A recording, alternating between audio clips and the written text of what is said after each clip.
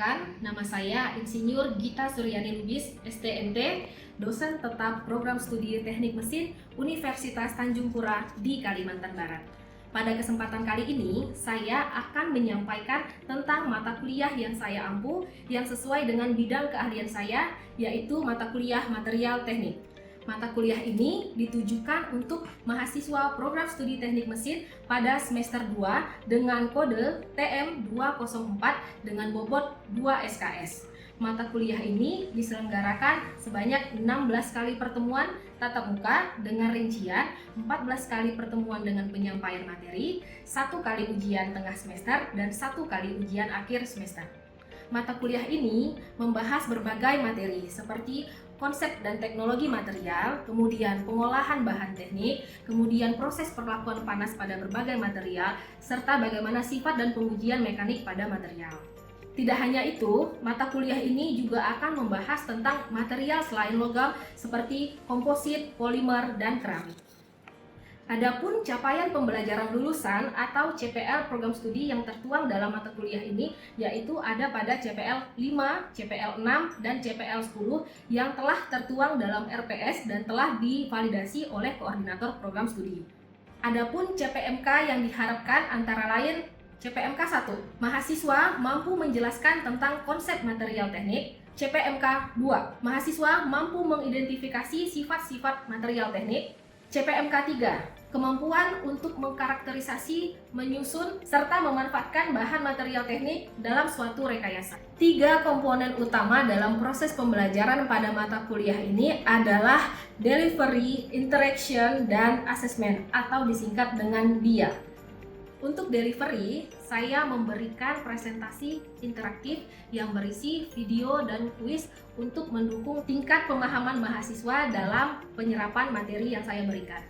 Untuk interaction, ini melibatkan komunikasi dua arah antara dosen dan mahasiswa berupa diskusi dan tanya jawab. Untuk asesmen atau sistem penilaian yang saya lakukan dalam mata kuliah ini mencakup asesmen formatif untuk penilaian proses yang dilakukan melalui kuis, tugas proyek individu dan kelompok, serta penilaian sikap dan keterampilan sesuai dengan RPS. Selanjutnya, untuk penilaian akhir berupa ujian tengah semester dan ujian akhir semester. Model pembelajaran yang digunakan dalam mata kuliah ini adalah experimental learning dan project based learning dengan metode presentasi interaktif, demonstrasi, serta praktik. Adapun referensi yang saya gunakan dalam mata kuliah ini berupa buku karya Kalister, Dieter, Sudia, dan Smith, serta artikel jurnal bereputasi, termasuk publikasi yang saya lakukan yang memiliki nilai kebaharuan agar mahasiswa mampu mengikuti perkembangan ilmu pengetahuan dan teknologi masa kini. Baik, berikut adalah video proses pembelajaran pada mata kuliah material teknik dengan materi pada pertemuan ke-9, yakni konsep dasar dan jenis perlakuan panas. Mari kita simak.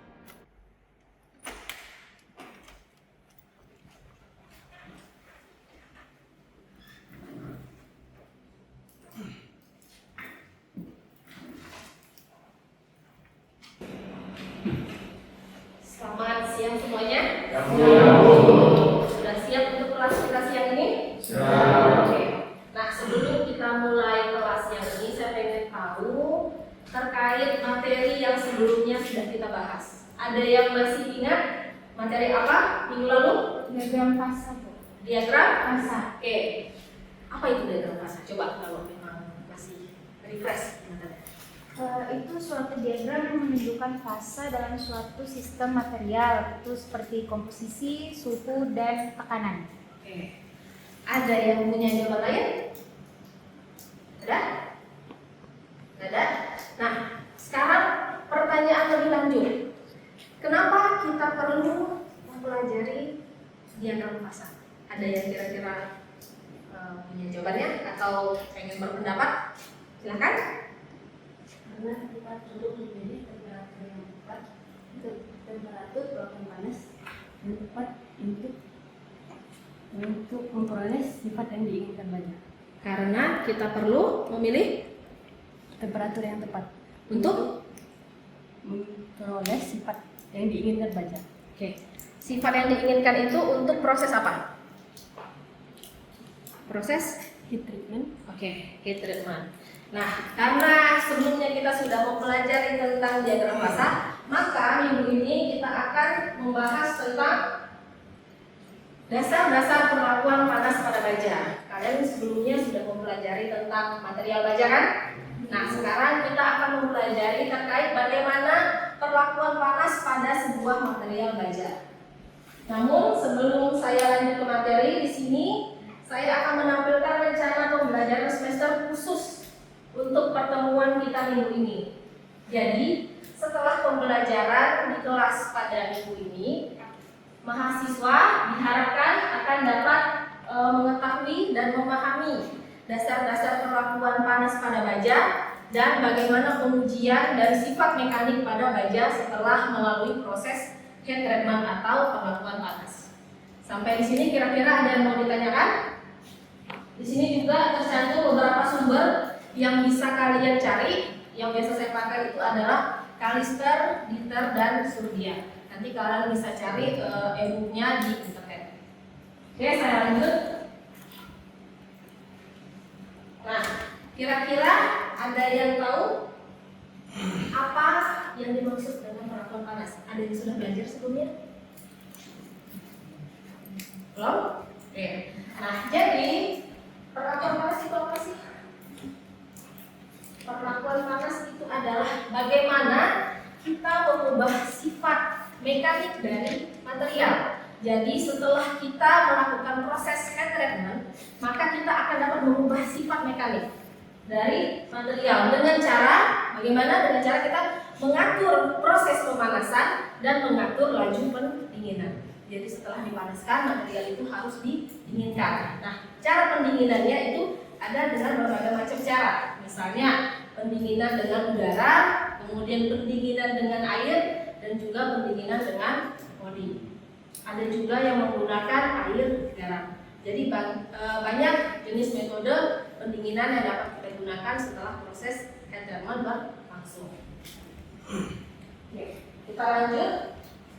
Nah, di sini ada beberapa aspek penting dalam proses perlakuan panas. Ada 4. Yang pertama itu adalah bagaimana kita mengubah sifat. Jadi di dalam sebuah material itu terdapat beberapa sifat. Misalnya sifat mekanik, kemudian sifat fisik, kemudian sifat kimia, dan sifat teknologi. Kemudian aspek kedua yaitu adalah bagaimana kita mengubah struktur mikro. Ada yang tahu kira-kira struktur mikro itu apa? Struktur mikro?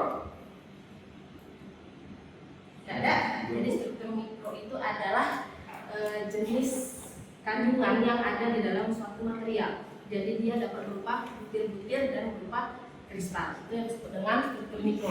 Jadi kita bisa melihat struktur mikro itu dengan cara atau dengan proses yang namanya metalografi. Kemudian untuk aspek yang ketiga yaitu bagaimana cara kita memberi pemanasan pada material. Jadi kita harus memberikan pemanasan itu di suhu tertentu. Jadi tidak semua material itu punya titik pemanasan yang sama. Biasanya semakin tinggi kadar karbon yang ada pada material, maka proses pemanasannya memerlukan suhu yang semakin tinggi. Itu khusus untuk baja. Dan aspek yang terakhir adalah bagaimana kita mengatur laju pendinginan. Jadi proses pendinginan itu juga tidak bisa sembarang saja. Jadi ada yang diatur melalui udara seperti yang tadi saya sampaikan, ada yang bisa diatur melalui air agar kita mendapatkan laju pendinginan yang cepat. Oke, nah kalau kita pengen laju pendinginan yang lambat berarti kita pakai udara. Oke, sampai di sini sudah paham? Ada yang mau ditanyakan kira-kira? Tidak ada? Kalau tidak ada saya lanjut. Nah, dengan adanya proses perlakuan panas, maka karakteristik fasa akan dapat kita ubah. Jadi seperti yang ada di diagram fasa, bahwa ada beberapa fasa. Fasa perlit, alternate, dan yang lain-lain. Jadi dengan kita melakukan pemanasan, kita bisa mengubah struktur alternate menjadi perlit misalnya, atau perlit menjadi austenit seperti itu. Kemudian, nah ini adalah contoh dalam bentuk grafik bagaimana sebuah siklus pemanasan. Jadi kalau kalian lihat dari titik A ke B yang atas itu adalah bagaimana kita memanaskan. Jadi grafiknya adalah perbandingan antara temperatur dengan waktu. Jadi semakin ke atas maka suhunya semakin tinggi. Dan untuk yang B ke C adalah lamanya pendinginan yang kita gunakan. Jadi setelah kita mencapai suhu tertentu untuk proses pemanasan, maka kita akan menahan laju pemanasan dalam waktu tertentu. Dan itu yang disebut dengan garis B. Nah, sampai di sini kira-kira paham bagaimana cara membaca grafik ini siklus pemanasan? Paham ya? Oke, bisa saya lanjut? Nah, ada beberapa jenis proses pengakuan panas. Yang pertama itu adalah annealing. Annealing itu apa? Annealing itu bagaimana kita memanaskan material untuk memperbaiki sifat mampu mesin. Misalnya, yang tadinya tidak bisa dilas karena terlalu keras, maka kita proses pemanasan menggunakan annealing, maka nanti akan mudah dilas, akan lebih mudah untuk dilas. Kemudian juga kita bisa menambah keuletan. Karena apa? Karena semakin keras suatu material, maka keuletannya akan semakin rendah. Jadi mereka berbanding terbalik. Semakin keras maka semakin tidak ulet, semakin ulet maka semakin tidak keras. Oke. Selain annealing ada lagi yang namanya normalizing. Normalizing itu apa? Yaitu untuk memperbaiki struktur halus dan sifat mekanik dan juga memperbaiki mampu mesin. Mampu mesin itu termasuk dalam sifat teknologi dari suatu material. Kemudian ada yang namanya stress relieving. Itu apa? Yaitu bagaimana kita menghilangkan tegangan dalam dan juga mencegah distorsi. Jadi kalau kalian tahu mengapa kita harus mencegah tegangan dalam? Karena adanya tegangan dalam itu mengaburkan batas butir dari struktur mikro. Dan juga kalau kita sampai suatu material itu terdistorsi, maka akan mengalami perubahan bentuk. Jadi distorsi itu seperti perubahan bentuk dari material akibat proses pemanasan. Kemudian selanjutnya itu adalah hardening. Jadi hardening itu adalah bagaimana kita memanaskan suatu material agar tingkat kekerasannya meningkat.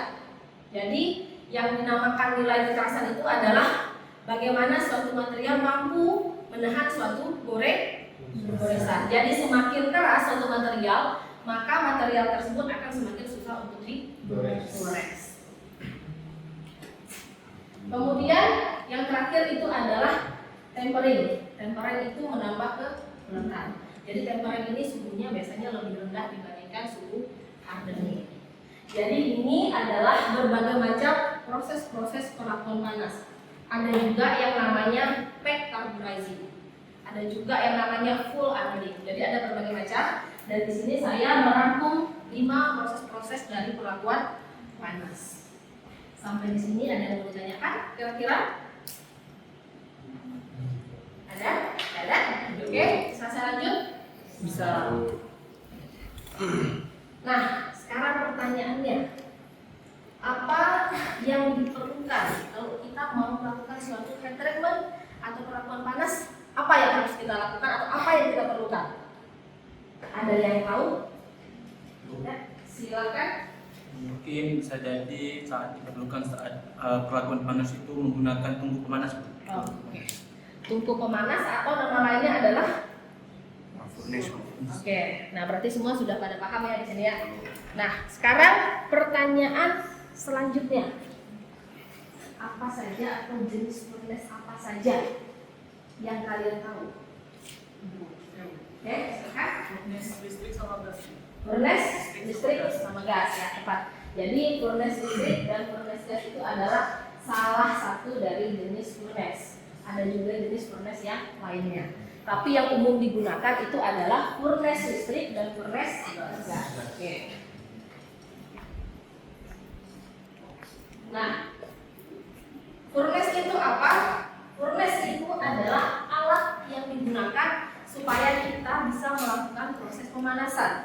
Karena untuk melakukan proses pemanasan itu kita memerlukan suhu yang sangat tinggi dibandingkan suhu yang normal. Jadi kita bisa menggunakan furnace itu untuk beberapa aplikasi. Misalnya yaitu pemanasan perguruan logam dan perlakuan panas. Nah, untuk jenisnya itu seperti yang tadi disebutkan, ada furnace listrik, ada furnace gas, ada furnace minyak, dan ada furnace vakum. Jadi di kita itu yang bisa digunakan tadi dua, yaitu furnace listrik dan furnace gas. Jadi kita juga di sini di fakultas ini kita punya yang namanya furnace listrik. Kita baru punya furnace listrik. Satu furnace listrik yang dirancang oleh teman kalian yang ada di lab dasar teknik mesin, dan satunya ada di lab teknik kimia di sebelah. Nanti mungkin kalau misalnya kita punya waktu lebih, kita bisa unjuk kerja atau coba untuk penggunaan dari furnace listrik ini. Nah, selanjutnya kalian bisa lihat ini adalah contoh dari furnace listrik.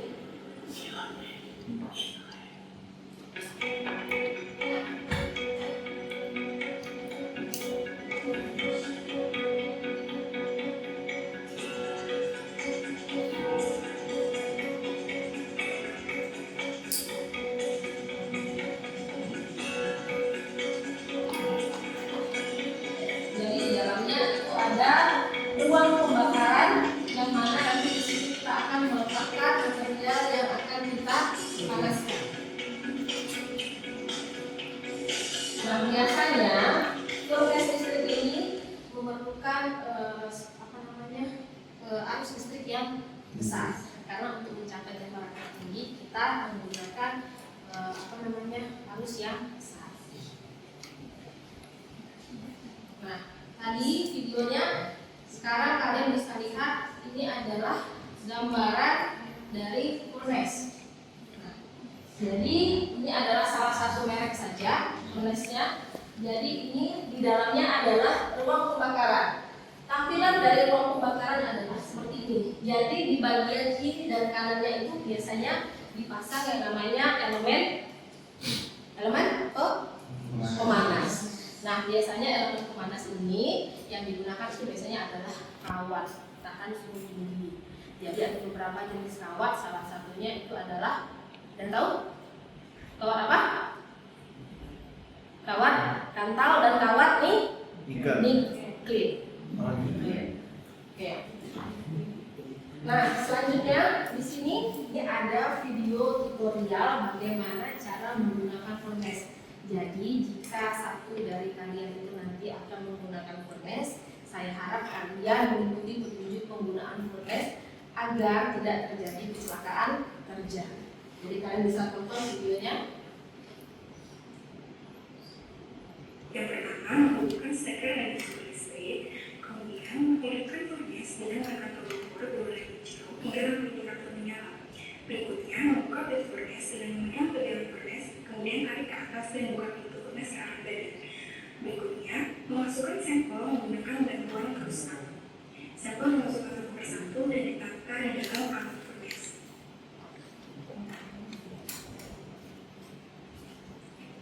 Kemudian, menutup kembali pintu furnace dengan memegang pegangan furnace untuk mendorong pintu furnace ke arah atas, kemudian tekan pegangan furnace ke bawah untuk mengunci pintu. Berikutnya itu mengatur suhu dengan menekan tombol segitiga ke atas untuk menaikkan suhu dan segitiga ke bawah untuk menurunkan suhu. Tunggu sampai furnace mencapai sesuai yang diharapkan. Jika sudah selesai, kemudian matikan furnace dengan menekan tombol power, kemudian mencabut steker dari sumber listrik, membuka kembali pintu furnace, kemudian melakukan pengambilan sampel dengan menggunakan bantuan krustal dan juga sarung tangan tebal agar terhindar dari panasnya furnace. Jadi kalian tidak boleh menggunakan sarung tangan biasa. Karena apa? Karena suhu furnace itu biasanya di atas 300, di atas 400, bahkan di atas 1000 derajat Celcius. Jadi kalau kalian cuma pakai sarung tangan plastik, Yang untuk karbon dua itu bisa kalian bayangkan tangan kalian akan terbakar dan akan mengalami kecelakaan kerja. Jadi hal-hal tersebut yang harus kita hindari dalam penggunaan furnace. Ya. Nah, sampai di sini kira-kira ada yang mau ditanyakan? Tidak ada? Baik, itu tadi adalah video tutorial pengoperasian furnace. Tidak ada yang mau ditanyakan lagi? Tidak. Ya. Kalau tidak ada, di sini saya akan memberikan kuis. Kenapa harus kuis? Karena saya pengen tahu tingkat pemahaman kalian setelah mendapatkan materi tentang dasar perlakuan panas. Jadi kalian bisa klik link yang ada di atas. Kemudian setelah kalian klik, nanti kalian bisa mulai mengerjakan. Ada yang bisa diklik linknya? Udah Bu, bisa? Bisa. Oke, silahkan dijawab.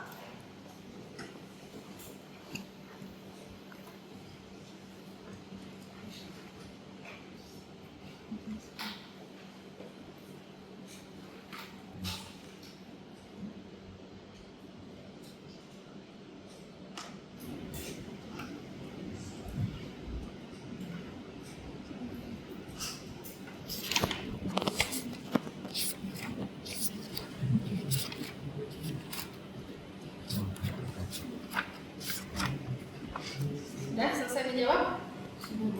Dari mana hasilnya? Salah yang nomor 1. Oke. Nah, tidak apa-apa, nanti kita akan bisa mempelajari lebih dalam lagi sehingga nanti saya juga akan memberikan kuis ulang untuk mengetes seberapa paham kalian akan materi yang saya ajarkan. Nah, sampai di sini ada lagi yang mau ditanyakan? Kalau tidak ada yang mau ditanyakan, minggu depan kita akan membahas tentang beberapa jenis proses head treatment.